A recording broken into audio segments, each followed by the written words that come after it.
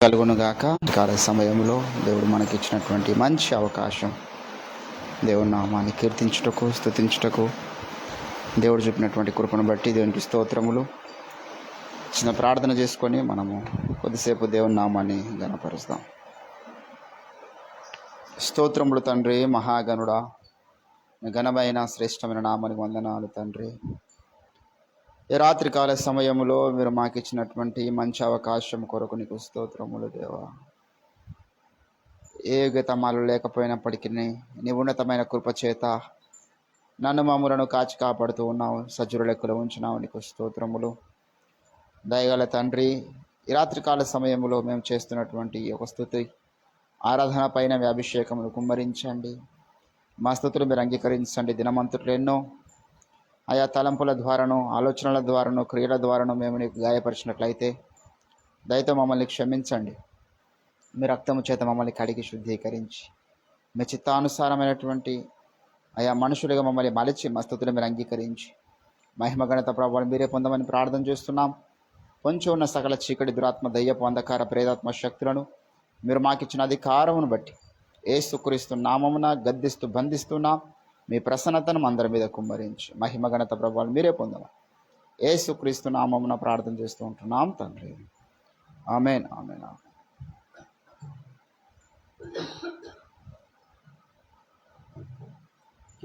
దేవునికి స్తోత్రం.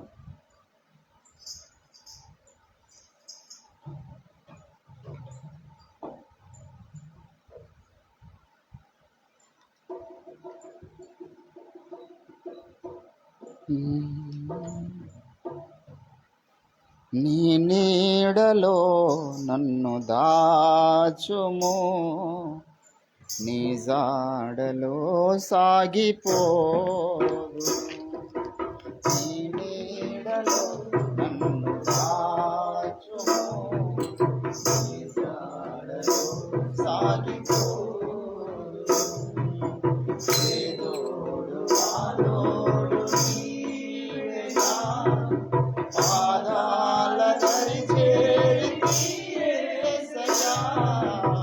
ఏదోడు ఆలోడు నీవేనా, పాదాల దరి చేరి యేసయ్యా.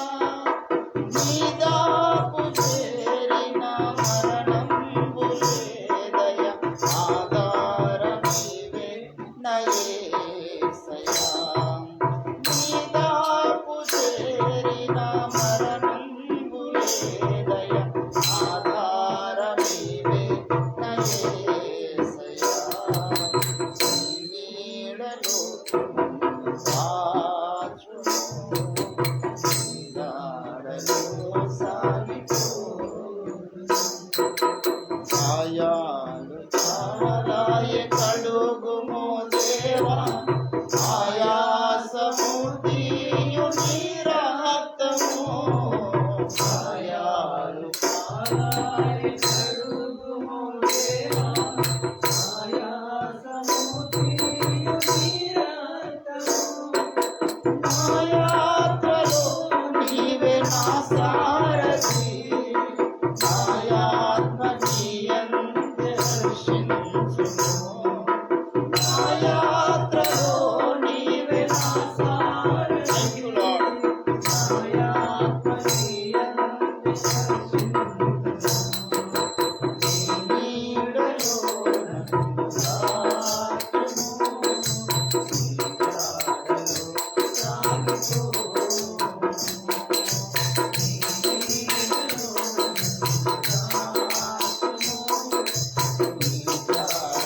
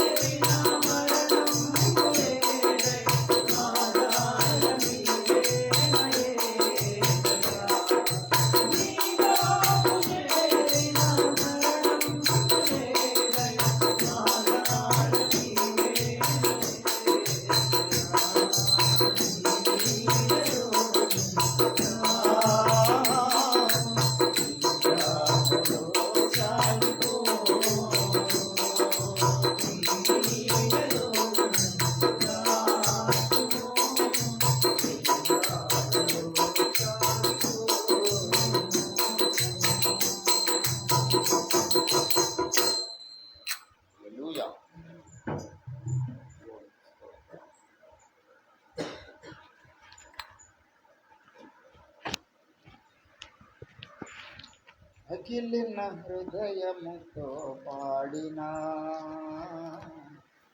విరిగిన మనసుతో వేడినా, పగిలిన హృదయముతో పాడినా, విరిగిన మనసుతో వేడినా, వింటాడు దేవుడు ఆ ప్రార్థన, గైకొంటాడు నీ సమర్పణ. పగిలిన హృదయముతో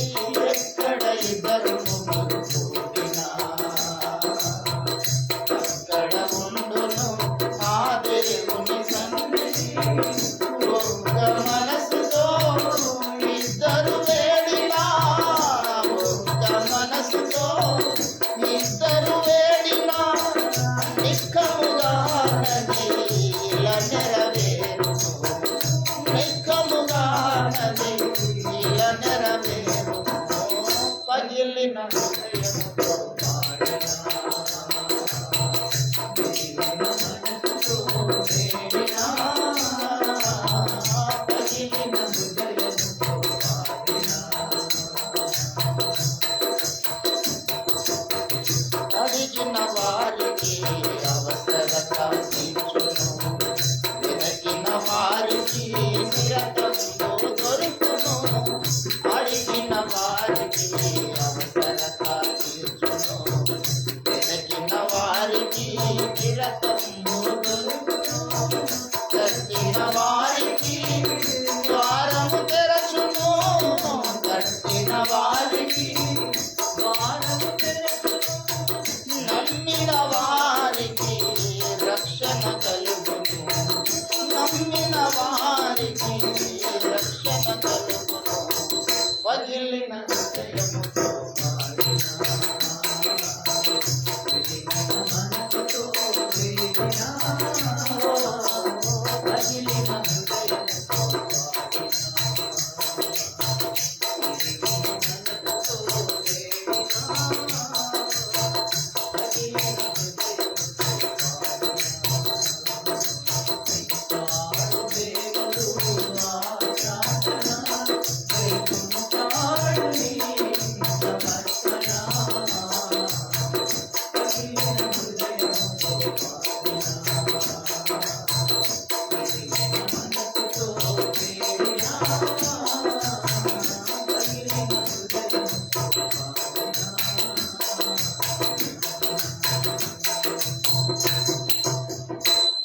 హల్లెలూయా.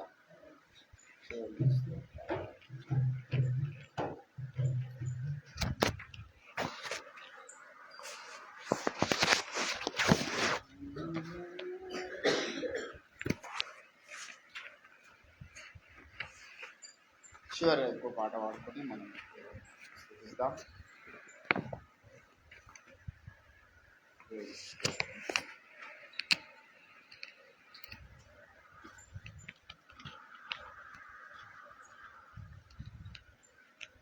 అంకితం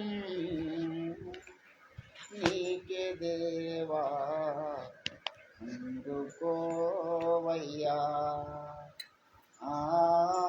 అంకితం నీకే దేవా, అందుకోవయ్యా. అంకితం ప్రభో, ఆశ్రయం ఆశ్రయం అంకితమయ్యా.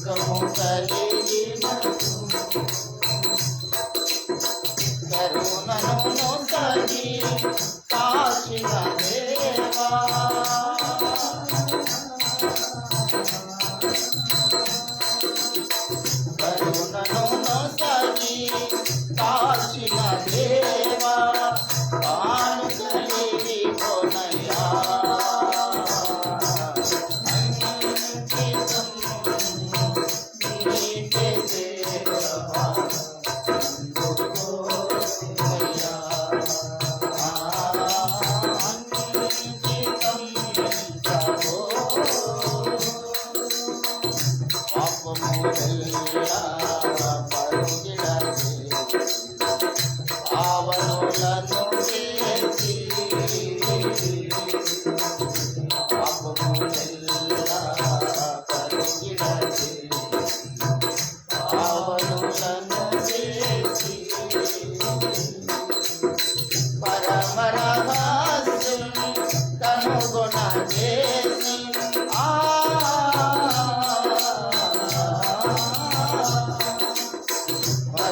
పరమరహస్యం కనుగొన చేసి పరమున చేర్చుమయా అంకితం నీకే దేవా అందుకోవయ్యా అంకితం ప్రభో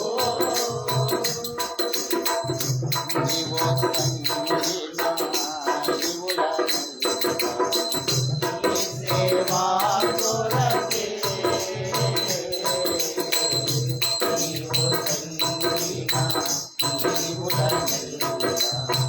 నీ సేవా కొరకే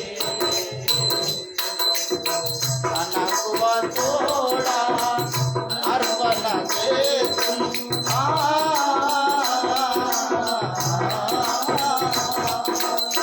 తనకువ తోడా అర్పణ చేతును అల్పుని కాచుమయా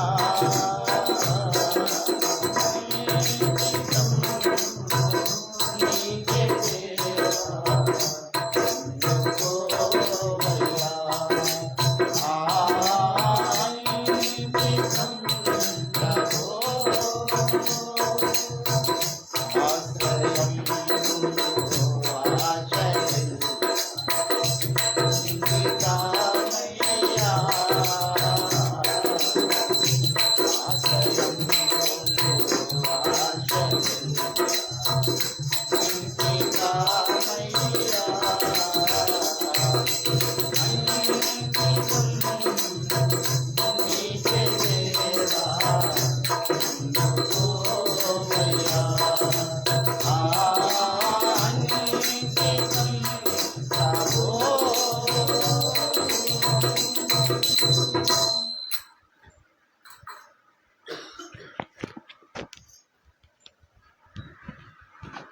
దేవుని పరిశుద్ధ నామానికి మహిమ కలుగును గాక.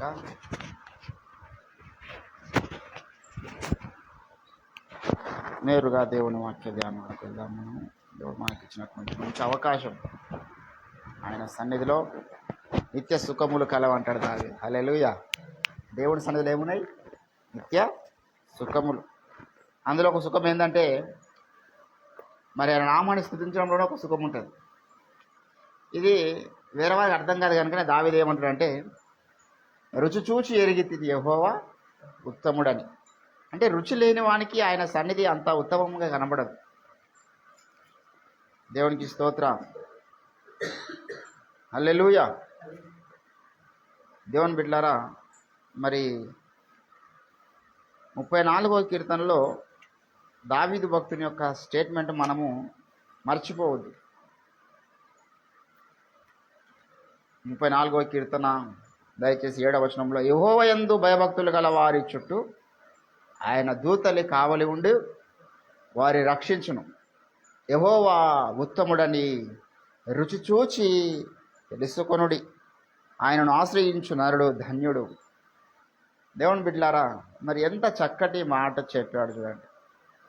అంటే ఈ ఎక్స్పీరియన్స్ అందరికీ సాధ్యం కాదు. దావీదు భక్తుడు అనేక స్థలాలలో ఏమంటాడంటే నేను దేవుణ్ణి రుచి చూచి ఎరిగిన వాడని కదా. 119వ కీర్తనలో ఆ కీర్తన అంతా కూడా దావీదు భక్తుని యొక్క స్టేట్మెంట్. రుచి అనేది ఆయన దేన్ని రుచి చేస్తున్నాడో మనం గమనించాలి. 103వ వచనంలో 119వ కీర్తన 103వ వచనంలో ఏమంటున్నాడు? నీ వాక్యము నా జీవకు ఎంతో మధురము.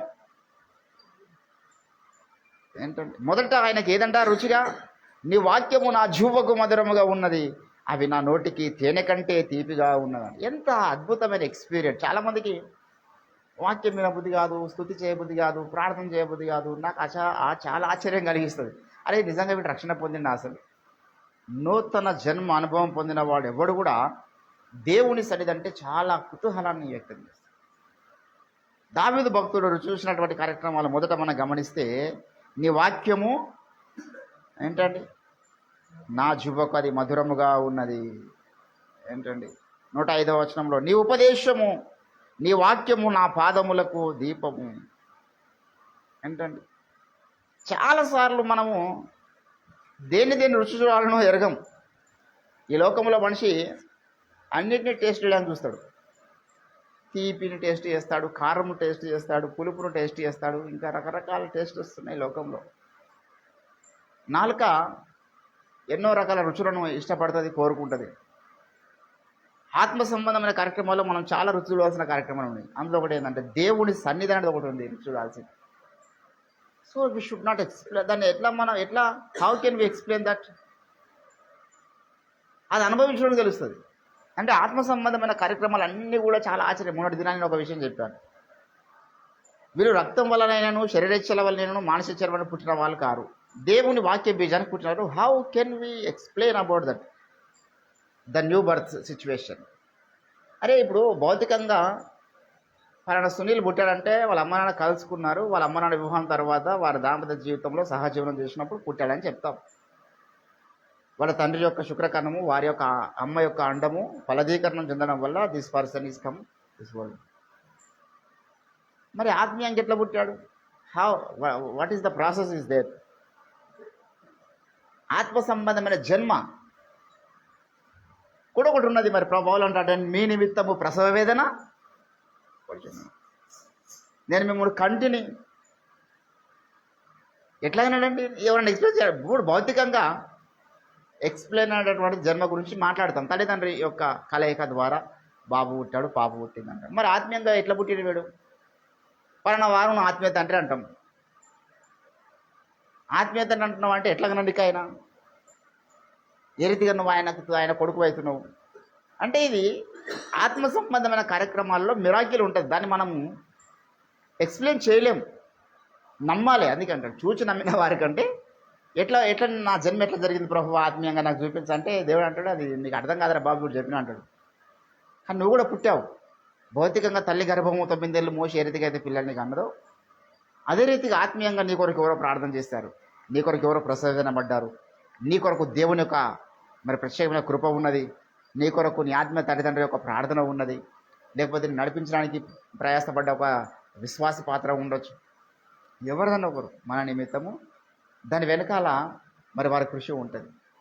అప్పుడు ఎట్లా జరుగుతుందో మన జన్మ మనకు అర్థం కాదు, దాన్ని మనం ఎక్స్ప్లెయిన్ చేయలేము. అదే రీతిగా దేవుని యొక్క సన్నిధిని మనం అనుభవిస్తున్నాం. అది ఎట్లుంటుంది భయ? అది how can we taste it అంటే అది అనుభవించడానికి తెలుస్తుంది. ఆత్మ సంబంధమైన ఏ కార్యక్రమం ఒకటి చెప్తే మనం ఇంకొకరికి అర్థం కాదు. ఇప్పుడు నేను దేవుడిని చూశానండి, ఫర్ ఎగ్జాంపుల్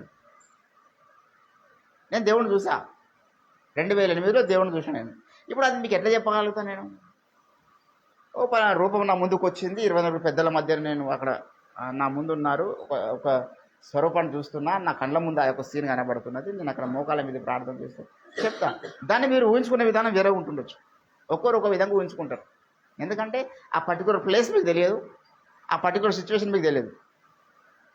ఒకనొక సమయంలో ఒకనొక కాలంలో ఒక బిల్డింగ్ పైన నేను మోకాలి, మీ కళ్ళ ముందుకు ఏదో బిల్డింగ్ వస్తుంది, మీ కళ్ళ ముందుకు ఏదో సీన్ వస్తుంది, కానీ లిటరల్గా అడ్రస్ చేసిన నాకు అది వేరే విధంగా అర్థమవుతుంది. అదే రీతిగా దేవుని సన్నిధి అనేటటువంటిది అందరికీ అర్థమయ్యేటటువంటి సబ్జెక్ట్ కాదు, అది అనుభవించాలి మనం. అందుకే రుచి చూచి ఎరిగితిని అంటాడు దావీదు భక్తుడు.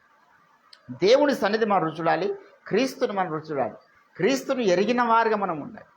అంటే వ్యక్తిగతంగా క్రీస్తు మనకు అనుభవం ఉండాలి, నడిచిన అనుభవం ఉండాలి, మాటలిన అనుభవం ఉండాలి, ఆయన స్వరాన్ని విన్న అనుభవం ఉండాలి, ఆయన గద్దింపుకు లోబడిన అనుభవం మనకు ఉండాలి, ఆయన మనకిస్తున్న ఆజ్ఞల్ని మనం అంగీకరించే మనసు మనకు ఉండాలి. వ్యక్తిగతంగా చేస్తూ మనం ఎంత దూరం నడిచినాం, ఏమేమి చెప్తున్నాడు ఆయన స్వరాన్ని ఏ రీతిగా మనం వినగలుగుతున్నాం, ఆయన ఆజ్ఞలు ఏ రీతిగా తీసుకోగలుగుతున్నాం. దేవుని బిడ్డలారా, ఇట్లా ప్రతిదీ ఆత్మజీవితంలో ఎక్స్పీరియన్స్. చాలామంది వాక్యాన్ని ఒకదాన్ని ఎక్స్పీరియన్స్ చేస్తారు. వాక్యం యొక్క రుచి దొరికినప్పుడు అందుకే చాలామంది, ఇప్పుడు నేను 9 సార్లు బైబిల్ చదివాను, ఎందుకు? ఆ రుచి దొరికేది కాబట్టి. కొంతమందికి బైబుల్ చదవబుద్ధి కాదు. అన్ని చదవబుద్ధి పేపర్ చదువుతారు, లేకపోతే ఇంకా లోక సంబంధమైన పుస్తకాలు అన్నీ చదువుతారు. సెల్ ఫోన్లో పొద్దు నుంచి 9 దాకా కూర్చున్న బోర్ కొట్టదు. కానీ వాక్యం తెలిసేసరికి ఒక అధ్యాయం చదివేసరికి బోర్ వచ్చేస్తుంది. కారణం ఏంటంటే వానికి రుచి దొరకలేదు. రుచి దొరికినప్పుడు ఈ లోక సంబంధమైన తేనె యొక్క మాధుర్యం కూడా దీని ముందు పనిచేయదు. జుంట తేనె ధారల కంటే అంటాడు. అందుకే కదా 19వ కీర్తనలో ఇదే దావీదు భక్తుడు ఏమన్నాడు? చదవండి. 103 ఎన్నో వచనం? 119, 103 చదవండి. అది నా జివకు 19వ కీర్తన ఇంకో మాట్లాడుతున్నాను. 19వ కీర్తన 10వ వచనం. అవి బంగారము కంటెను విస్తారమైన మేలిమి బంగారు కంటెను కోరదగినవి. ఏంటండి ఏమయ్యవి? తేనె కంటెను, జుంటె తేనె ధారల కంటెను మధురమైనవి. వాటి వలన నీ సేవకుడు హెచ్చరిక నొందును అంటున్నాడు. వాటిని గైకొనటం వలన గొప్ప లాభము కలుగు. ఎవరికి అర్థమవుతుంది ఇది? లోకంలో మనం అనుకుంటాం, బాబు పలానా ఉద్యోగం సంపాదించడానికి గొప్ప లాభం కలుగుతుంది, పలానా వ్యాపారం చేయడానికి గొప్ప లాభం కలుగుతుంది, పలానా పండర్స్కు గొప్ప లాభం కలుగుతుంది అని చెప్తాం. కానీ దావీదు ఇక్కడ అంటున్నటువంటి మాట ఏంటంటే, నీ వాక్యంలో నాకు చాలా లాభం ఉంది. ఏంటండి అవి పవిత్రమైనవి అంటాడు. యెహోవా ఉపదేశములు నిర్దోషమైనవి. 8వ వచనములో యెహోవా ఉపదేశము నిర్దోషమైనవి, అవి హృదయమును సంతోషపరచును. లోకంలో మనుషులు ఎక్కడెక్కడ సంతోషం ఉందా అని చూస్తూ ఉన్నారు. దానికి ఒక పేరు పెట్టారు, ఏంటంటే ఎంజాయ్మెంట్. ఎంజాయ్మెంట్ అనే దాంట్లో ఏమేమి వస్తాయి? ఎంజాయ్మెంట్ అనే ఆ టాపిక్లోనికి ప్రధానంగా వచ్చే అంశాలు ఏమై? త్రాగడము, తినడము, శరీర సుఖం, లైంగిక వాంఛ, లైంగిక సుఖం పొందడం. ఈ 3 అనుభవిస్తే లైఫ్ ఎంజాయ్ చేసినట్టంట. అరే తాగరు, తినరు, సుఖపడరు ఏంద్రబాయ్, ఇదేం జీవితం క్రైస్తవ జీవితం అంటే దేవుడు వాటిని మాకు నిషేధించింది. వాటికి దూరంగా ఉండమని. ఎందుకంటే మా శరీరపు సజీవ యాగంగా దేవునికి సమర్పించిన శరీరం ఇది, ప్రతిష్ఠించబడ్డ శరీరం. అపవిత్రమైన తాకడానికి మా శరీరం ఒప్పుకోదు. కొన్నిసార్లు మనసు మీద సాతాను ప్రేరేపించవచ్చు, శరీర సుఖాల వైపు మనసు మీద ప్రేరేపించవచ్చు, లేకపోతే తిండి మీద మనసును ప్రేరేపించవచ్చు, త్రాగుడి మీద మనసు ప్రేరేపించాలంటే సాతాను చేయగలుగుతాడు. కానీ శరీరం ఒప్పుకోదు. దేవుని బిడ్డలారా ఇక్కడ అంటున్నాడు, నాకు ఎంతో సుఖం ఉన్నదయ్యా నీ యొక్క వాక్యములో, నా హృదయంకు సంతోషం కలుగుతున్నది. సొలొమోను రాజు తన హృదయాన్ని సంతోషపరచుకోనికే కదా 1000 మందిని పెళ్లి చేసుకున్నాడు. ఎందుకొరకు చేసుకున్నాడు అంటే తన హృదయం సంతోషపరచుకోనికంట. భూమి మీద ఉన్న బంగారంను సంపాదించుకున్నాడు. ఎందుకొరకు సంపాదించుకున్నావయ్యా బంగారం అంటే? హృదయం సంతోషపడడానికి. కానీ లాస్ట్కి అంటాడు, ఎక్కడ సంతోషము లేదు, యెహోవా యందు భయభక్తులు కలిగి ఉండడంలోనే సంతోషం ఉందన్నాడు. ఎంత గొప్ప ప్రచండమైనటువంటి ప్రత్యక్షతను గమనించాడు. ఇక్కడ దావీదు కూడా ఏమంటుండంటే, యెహోవా యందు భయభక్తులు ఎటువంటిదంట? 9వ వచనంలో 8వ వచనం సగభాగంలో, యెహోవా ఏర్పరిచిన ధర్మము నిర్మలమైనది, అది కన్నులకు వెలిగించును. వెలుగంటే అర్థం ఏంటండి? కన్నులకు వెలిగించినట్టు అప్పటిదాకా కళ్ళు మూసుకుపోయినాయని కాదు. నీ కన్నును పవిత్రపరుస్తుంది దేవుని వాక్యం. నీ కంట్లో ఉన్నటువంటి లస్ట్ఫుల్ థింకింగ్స్ కొట్టివేస్తుంది. చూడని ఏది వాక్యము చేత నింపబడ్డ కండ్లు ఈ లోక సంబంధమైనటువంటి కామ వాంఛత నింపబడాయి, లైంగిక వాంఛత నింపబడాయి, ఆకర్షణల చేత నింపబడాయి. దేవుని వాక్యం చేత నింపబడిన వాని కండ్లే అట్రాక్షన్కు లోబడతాయి. కానీ దేవ భక్తి సాధకుని ఈ లోకంలో ఏది ఆకర్షింపజాలదు.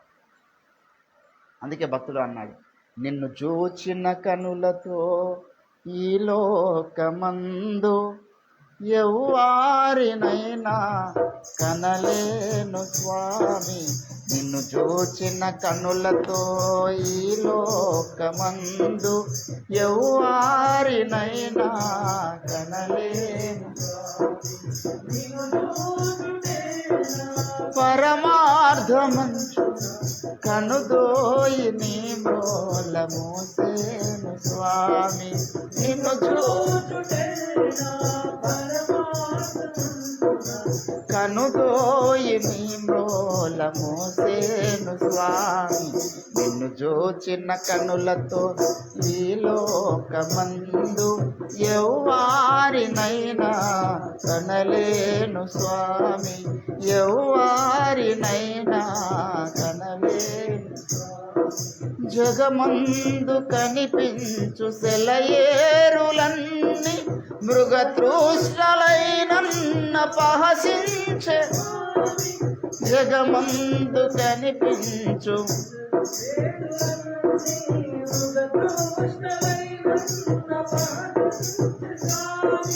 మదిలోని నయనాలు నీ వైపు చూడ, మదిలోని నయనాలు నీ వైపు. వెదలెల్ల త్రుటిలోన తొలగేను స్వామి, వెదలెల్ల త్రుటిలోన తొలగేను స్వామి.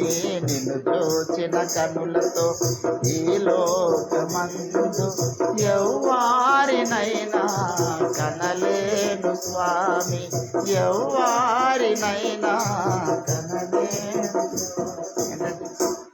నిన్ను చూచిన కనులతో అన్నాడు. మదిలోని నయనాలు నీ వైపు చూడ, వెదలెల్లా త్రుటిలోన తొలగేను. అంటే మన ఆత్మనేత్రాలు ఎప్పుడు దేవుని వైపు చూస్తూ ఉండాలి. అది వెలిగింపబడే వాని యొక్క లక్షణం. లోకంలో ఈ భౌతిక సంబంధ కళ్ళు చూస్తాయి. లోతు తను చూసిన వాటన్నింటిని బట్టి దినదినము తన నీతి గల మనసును నప్పించు. మన కళ్ళు వేషం చూడకుండా ఉండలేవు, మన కళ్ళు ఆకర్షణ చూడకుండా ఉండలేవు. మన కళ్ళు ఈ లోకంలో బంగారంను, ఏండ్లను, ఈ దేన్ని చూడకుండా కళ్ళు మూసుకున్నాడు వాళ్ళు రోడ్డు మీద, దేన్ని చూడొద్దంటే. అలాగ మీరు జీవించగోరిన మీరు లోకం నుంచి మీరు వెళ్ళిపోవాల్సి ఉండదు అంటాడు పౌలు. దేవుని బిడ్డలారా, మన ఈ భౌతిక సంబంధ నేత్రములు తాత్కాలికంగా కొన్ని సంఘటనలు, కొన్ని సిచ్యువేషన్స్ చూస్తున్నప్పటికీ వెలుగుమయంగా మార్చబడ్డ మన ఆత్మనేత్రము ఆ చర్య జరగనివ్వదు. ఈ భౌతిక సంబంధ నేత్రం కొంతమంది అభ్యంతరపరుస్తుంది, కానీ ఆత్మ సంబంధ నేత్రం అభ్యంతరపరచుద్దు. మదిలోని నయనాలు ఎప్పుడు ఆయన వైపు చూడాలి. ఇది వాని యొక్క లక్షణం. తర్వాత అంటున్నాడు 9వ వచనంలో, యెహోవా యందైన భయము పవిత్రమైనది, అది నిత్యము నిలుచును. అంటే ఎందుకు ఈ మాట చెప్తున్నాడు చెప్పండి? భయాలు చాలా రకాలు. తల్లి భయం ఉంటుంది, తండ్రి భయం ఉంటుంది, పెద్దల భయం ఉంటుంది, పాములంటే భయం, కుక్కలంటే భయం, నక్కలంటే భయం, పోలీసులంటే భయం, చట్టాలంటే భయం. రకరకాల భయాలు ఈ లోకంలో ఉన్నాయి. కానీ నా తల్లి మీద నాకున్న భయము పవిత్రమైందని చెప్పగలుగుతాడా? నా తండ్రి మీద నాకున్న భయం పవిత్రమని చెప్పగలుగుతాడా? ఎందుకంటే తల్లిదండ్రులు లేనప్పుడు తప్పు చేస్తాడు వీడు, చట్టం లేనప్పుడు తప్పు చేయగలుగుతాడు వీడు. కానీ యెహోవా యందైనటువంటి భయము పవిత్రమైంది అన్నాడు. అంటే ఆయన లేని స్థలం అంటూ లేదు. ఆయనకు భయపడుతూ జీవించడానికి మనం పూనుకుంటే, ఆ దర్శనం కనుక మనం కలిగితే నీవెక్కడ పోయినా తప్పు చేయలేమని అర్థం. అది పవిత్రమైన భయాన్ని పుట్టిస్తుంది. అంటే ఏదో మనం పాపం చూసి భయపడేట్లా కాదు. ఆ ప్రేమ గల దేవుడిని ఏ రీతిగా నేను గాయపెట్టగలను? ఇంకా ఆ దేవుడు నన్ను చూస్తున్నాడు, గమనిస్తున్నాడు, రుచి చూశాడు ఈ విషయాన్ని. దేవుని భయాన్ని రుచి చూస్తున్నాడు, దేవుని వాక్యాన్ని రుచి చూస్తున్నాడు, దేవుని వెలుగును రుచి చూస్తున్నాడు, దేవుని సన్నిధిని రుచి చూస్తున్నాడు. ఏంటంటే ఆయన నాలుక రుచి పొందింది, ఆయన చెవులు కూడా రుచి పొందినాయి. నీ ధర్మశాస్త్రం అందరి సంతోషం అంటాడు. నీ ధర్మశాస్త్రం వినడంలో ఉన్న సంతోషం ఏంటంటే ధ్యానించడంలో ఉన్న సంతోషం, వినడంలో ఉన్న సంతోషం, తన అభిషిక్త సేవకులు గద్దించుట్లో ఉన్న సంతోషం ఆయనకు. అన్ని ఆయన సర్వ శరీరం. ఇప్పుడు 33వ కీర్తన అంటాడు, నా చేతులు చప్పలు కొట్టాలి నీ సన్నిధికి. ఎందుకంటే ఏంటండి, యెహోవా సన్నిధికి మీరు వచ్చిన పెట్టబడినాడు, చప్పట్లు కొట్టుండి అన్నాడు. అంటే ఆయన చేతులు కూడా ఏంటంటే దేవుని యొక్క స్తుతిని కోరుకుంటున్నాయి. దయచేసి 34వ కీర్తన 1వ వచనం చూడండి ఒకసారి. నేను ఎల్లప్పుడూ యెహోవాను నిత్యము ఆయన కీర్తి. ఏంటండి దీని మీద ఆయన పాట రాశాడు. ఎవరు? ఆయన పేరు ఏం పేరు? Ussher brother. నేను ఎల్లప్పుడూ యెహోవాను సన్నతించెదన్, నిత్యము ఆయన కీర్తి నా నోట నుండును. నేనెల్లప్పుడు యెహోవాను సన్నుతించెదను. నిత్యము ఆయన కీర్తి నా నోట నుండును. అంతా నా మేలుకే, అంతా నా మంచికే, తన చిత్తమునకు తలవను. ఆరాధన ఆపను, స్తుతించుట మానను. ఆరాధన ఆపను, స్తుతించుట మానను. స్తుతించుట. ఎంత చక్కగా సార్. నేను ఎల్లప్పుడు యెహోవాను, ఆయన నోరు అంటే నా నోట నుండు. ఏంటండి 47వ కీర్తనలో కోరావు కుమారులు అంటున్నారు, సర్వజనులారా చప్పట్లు కొట్టండి, జయధ్వనులతో దేవుని గురించి ఆర్భాటము చేయండి. యెహోవా మహోన్నతుడు, భయంకరుడు, ఆయన సర్వభూమికి మహారాజు అయి ఉన్నాడు. హల్లెలూయా. ఏంటండి, ఆయన జనములను మనకు లోబరుచును, మన పాదముల కింద ప్రజలను అణగద్రొక్కును. తను ప్రేమించిన యాకోబుకు మహాతిశయస్పదముగాను మన స్వాస్థ్యమును ఆయన మన కొరకు ఏర్పాటు చేసి ఉన్నాడు అంటున్నాడు. ఆయన స్వాస్థ్యం మన కొరకు ఏర్పాటు చేయబడి ఉంది. That's our property. ఏంటని, మన నిమిత్తం రాజుల్ని గద్దిస్తారు. మన నిమిత్తం ఏదైనా చేయగలుగుతాడు దేవుడు. మన నిమిత్తము కోరావును నోరు తెచ్చి పాతాళంలోనికి ప్రాణాలతోనే మింగేసాలు చేయగలుగుతారు. మన నిమిత్తము నెబుకద్నెజర్ లాంటి రాజుల్ని గడ్డు తింటడు చేసిన దేవుడు. నీ నిమిత్తం ఏదైనా చేయాలి. నీ నిమిత్తం భూకంపాలు రప్పించగలుగుతాడు. ఏంటంటే, నీ నిమిత్తం వర్షాన్ని ఆపగలుగుతాడు ఆయన. ఎన్ని చేస్తాడు చెప్పండి మన నిమిత్తం. ఏలియా కోసం వర్షం నాపిండు, యెహోషువ కొరకు సూర్యుడు నాపిండు. ఏంటంటే, యేసయ్య కోసం సముద్రాన్ని గద్దించిండు. పేతురు యోహానుల కొరకు చనిపోయిన వారిని తిరిగి లేపిండు ఆయన. మార్త మరియల కొరకు చనిపోయిన లాజరు 4 రోజుల తర్వాత తిరిగి లేపిండు ఆయన. ఏమన్నా చేయగలుగుతాడు దేవుడు మన కొరకు. దేవుని యొక్క క్షేమకరమైనటువంటి ప్రేమ నీడలో మనం ఉంటే మన కొరకు దేవుడు ఎన్నెన్న చేయగలుగుతాడు. మనము ఇష్టపడే లక్షణాలు వేరై ఉండాలి. చాలామందికి ఈరోజు స్వస్థత ఇష్టము, ఆశీర్వాదాలు ఇష్టము, మరి భౌతిక సంబంధికానికి నాకు వాక్యం ఇష్టమండి, నాకు మరి నా నోరు దేవుడు స్తుతించడం నాకు ఇష్టమండి, లేకపోతే నాకు మరి ఆయన యొక్క స్వరాన్ని వినడం ఇష్టమండి, ఆయన సన్నిధి ఇష్టమండి అన్నోళ్ళు ఎక్కడున్నారు చెప్పండి. మనం దీన్ని ఇష్టపడాలా. ఈ దేవుడు వేటిని ఇష్టపడమని చెప్తుంటే బాగా ఇష్టపడితే అనుకున్న డబ్బులన్నీ వస్తాయండి. పాపాత్ముల ధనము నీతి మంత్రుల కొరకు దాచబడి ఉన్నదంటాడు సామెతలు. దేవుడు అనుకున్న టైంలో ఎట్లైనా మన దగ్గర స్టార్ట్ చేస్తాడు. ఏమన్నా చేస్తాడు ఆయన. మనం లెక్క పెట్టిన డబ్బులు పంపించగలుగుతాడు దేవుడు తలుచుకుంటే. కానీ డబ్బుల కొరకు మనం దేవుడిని నమ్మలేము. ఆయన ఇష్టమైతే స్వస్థత చేయగలుగుతాడు, చనిపోయిన వారైనా లేపగలుగుతాడు.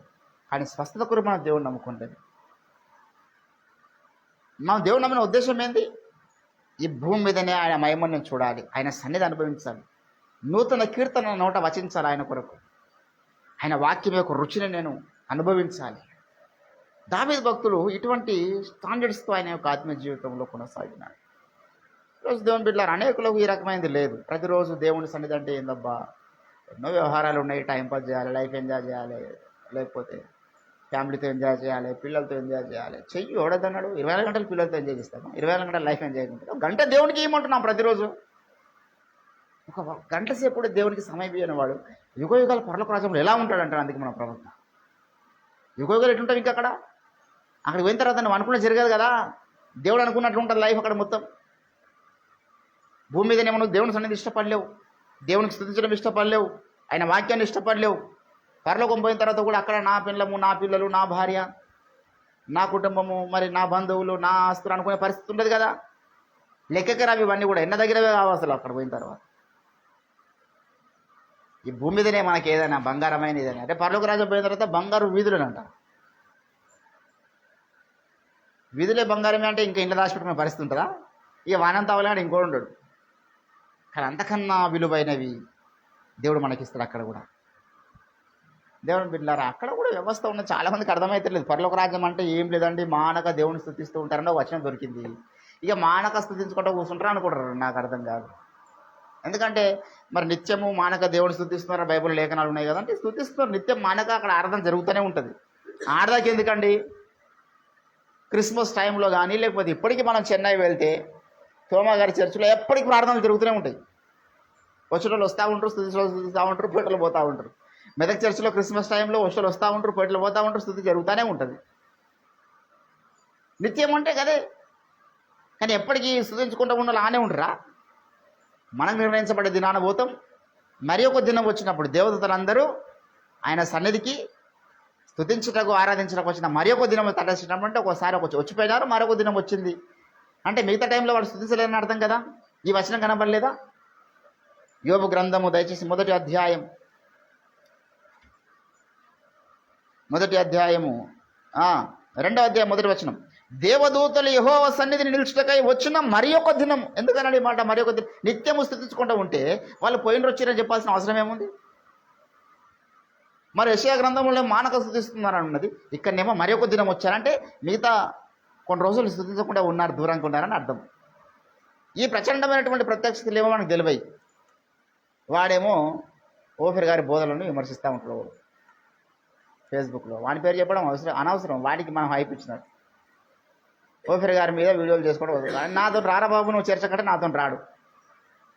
మన ఇద్దరం కూర్చుని మాట్లాడడం రా బ్రదర్, పరలోకం లైంగికత అనే అంశం మీద నువ్వు వ్యతిరేకిస్తున్నావు కదా ఓఫిర్ గారితో. అక్కడ వ్యవస్థ అంతా ఏముండదండి, అక్కడ ఆడమొగ తేడా లేదండి, అక్కడ శరీరాలు ఉండయండి, అక్కడ ఎప్పటికి స్థుతి ఉంటుందండి, అక్కడ ఋతుకాలం ఏముందండి, ఇదంతా చెత్తవాదన అంటున్నావు కదా.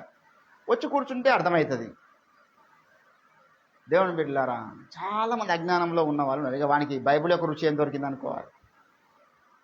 కాబట్టి ఈరోజు మనం అట్లా కాదు, మనం ఇక్కడనే స్పష్టతను పొందుకోవాలి. దేవుడు అంటే ఏంది, పరలోకం అంటే ఏంది, అక్కడ వ్యవస్థ ఏంది, మనం దేని కొరకు సిద్ధపడుతున్నాం. రేపాటికి పోయిన తర్వాత ఇక్కడ తాత్కాలిక మన జీవితం 60-70 సంవత్సరాలు వస్తే ఎవరంటే చచ్చిపోవాల్సిందే. దానికి భయపడాల్సిన అవసరం ఏముంది? నిత్యం బతుకుతామంటాడు ఉన్నాడా? ఖచ్చితంగా చచ్చిపోనికే మనం అందరం పోతున్నాం. మన వయసు అయిపోతుందని అర్థమైంది, చావుకు దగ్గర అవుతున్నామని అర్థం కదా. కానీ ఉండబో ఆలోకం గురించి ఇక్కడనే మనం స్పష్టతను కలిగి ఉండాలని దేవుడు ఆశపడతాడు. అంటే నువ్వు వాక్యాన్ని రుచి చూసి, క్రీస్తుని రుచి చూసి, ఆయన సన్నిధి రుచి చూసి, దైవ సేవకుల యొక్క గద్దింపు యొక్క రుచి చూసి, ఇవన్నీ చూస్తూ ఉంటే నీకు మెల్లమెల్లగా దేవుడు పరదేశం చూపిస్తాడు, మెల్లమెల్లగా పరలోకాన్ని చూపిస్తాడు. అట్లనే మహిమ ప్రపంచం బుక్ అట్లనే రాశారు. ఆయన భూమి మీద ఉండే పరలోకాన్ని చూసినటువంటి గొప్ప ధన్యజీవి రంజిత్ ఓఫిర్ గారు.